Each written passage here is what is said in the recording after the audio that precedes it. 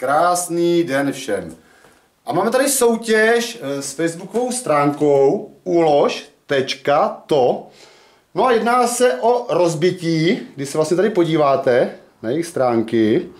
Pošli nám do komentářů návod nejlépe s názornou ukázkou, jak rozbít a to disk. Jo, tady vlastně se pak podíváte, zkoušeli to autem a tak dále. No a výherce vyhraje 100 GB. Takže půjdeme do toho. Já si teda ten telefonek odložím. Mám to tady nachystané. Takže z mého počítače jsem pracně vydoloval tuhletu skřínku. Doufám teda, že to je ono, jo, protože úplně nejsem počítačový mák. Nicméně můžu říct, tohle jsou CDčka, jo, klasický. Jo, je to samozřejmě na menší, to nemám. Takže to vidíte, ještě dneska to bylo funkční, jo. Nevím teda, jestli to tam vrátím zpátky a jestli to vůbec rozbiju nebo nerozbiju. No, z začátku mě napadlo, řekl bych, přátelsky to zkusit rozbít. Proto tady mám kytárku, že mám takový, bych řekl, výrazný hlas. Takže ty moje skřínko, nebo disku krásný, půjdeme na to. Rozbij se, prosím tě. Raz, dva, tři, teď. Takže bohužel vidíte, že zkusíme dát druhý level.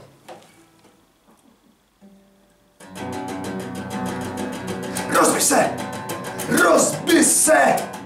Raz, dva, tři, teď! Bohužel, já jsem si to jako trošičku myslel, že úplně po dobrým to nepůjde. Takže si moji psychokytárku odložíme. No a zkusíme, řekl bych, nějakou nástroj, nebo nějaký nástroj z mé aparaturky. Asi bude teda potřeba se trošku odstrojit. Jo, protože to asi nebude úplně raz, dva. Tak, moment, tady se přišel podívat pejsek, kterýho musíme vyhnat, aby náhodou nedošlo k jeho újmě na zdraví, to bych určitě nerad. Takže na začátku bych si asi vzal moje rukavičky. Tak, a já Afinku teda bohužel budu muset vyhodit. Víš? A zavřeme si. Takže to jsou takzvané pískové rukavice. Takže zkusíme, jestli to třeba nepůjde rukavičkou. Takže.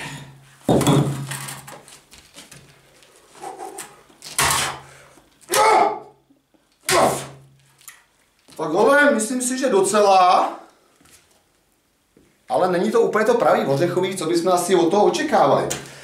Když teda vidím, tady máme možná menší násilí.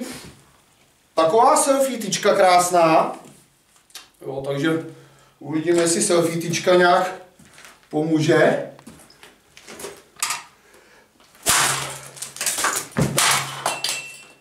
Takže spíš jako selfie-tyčka to bohužel odnesla.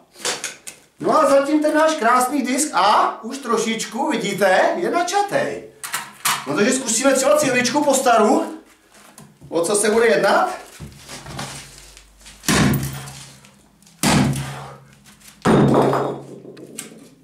No a opět drží. No, nicméně já jsem si tady připravil další aparaturku. Ale můžeme třeba zkusit takovou pálčičku, jo, na benďásek, krásná, jo, takže sledujte, jestli třeba ta nebude mít větší úspěch.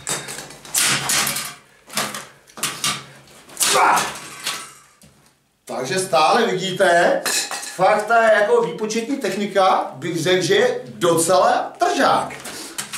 Nic, budeme pokračovat. Co by se nám tady tak líbilo? No, můžeme zkusit.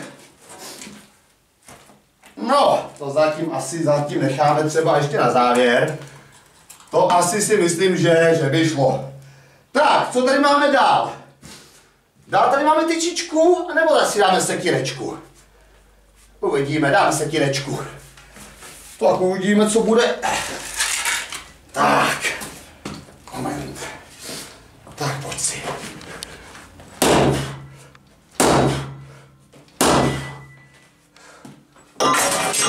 vidíte, už malinko něco probíhá, ale ještě to není to pravý, co bychom potřebovali. No a další asi bude tyčička, krásná. Tak co si o to myslíte? Tyčička bude lepší nebo horší než sekerečka? Tak trošku zabereme.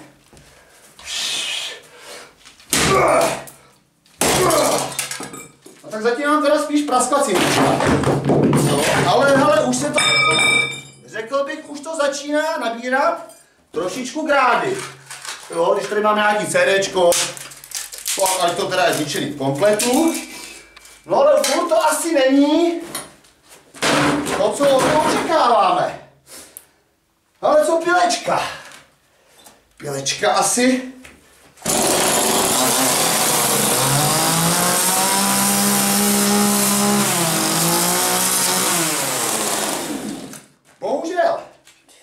Bohužel stále se nám to nedaří, řekl bych, zlikvidovat úplně, řekl bych, destrukce totální. Nicméně, něco ještě napadlo, co to zkusit teda ohněm. Jo, většinou oheň, jo, je taková síla, jestli nám to třeba nepůjde ohníčkem. No, takže zkusíme. A necháme se překvapit. Takže máme připravený zapalovaček. No a půjdeme na to, lidi. Tak doufám, že soutěžíte s touto stránkou i ostatní lidi. Tak. No a budeme se teda pozorovat, jestli to nějak pomůže nebo nepomůže. Já teda zatím otevřu asi, no není tady takový smrad. No takže lidi, zkusíme to teda uhasit, co se nám z toho povedlo nebo nepovedlo. Jo, ono to i krásně hoří, bych řekl, jo. No.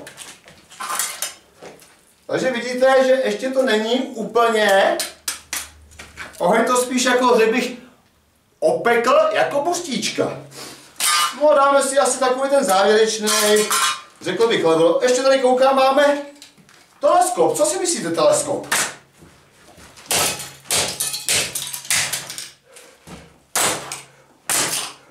No, teleskop už poměrně si myslím tomu dal ty správný grády, kdy vlastně tady asi ten měcek, neboli srdce. No a zkusíme úplně na závěr můj oblíbený krumpáček.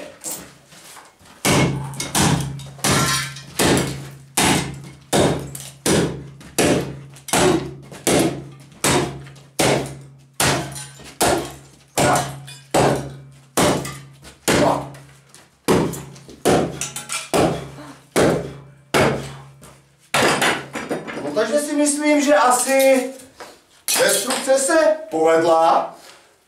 No a ještě bych vám třeba dal na závěr takovou radu, pokud by to teda fakt lidi nešlo, řekl bych po dobrým, tak by to šlo i po zlým. Ale bohužel se mě moje krásná zbraň zasekla. Jo, takže už neuvidíte krásný rozstřel. Jo, ono se to stává. Asi Bůh nechtěl, abych dal poslední závěrečný střelbu, jo, takže to jednou zkusíme, protože jako takhle by se to seklo, to se mě snad ještě nikdy nestalo. Vidíte to? Takže zkusíme ještě teda závěrečně, jak se říká, přebít. Jo, a já jsem zásoben, když se vám něco takového stane, lidi, tak je potřeba být připravený.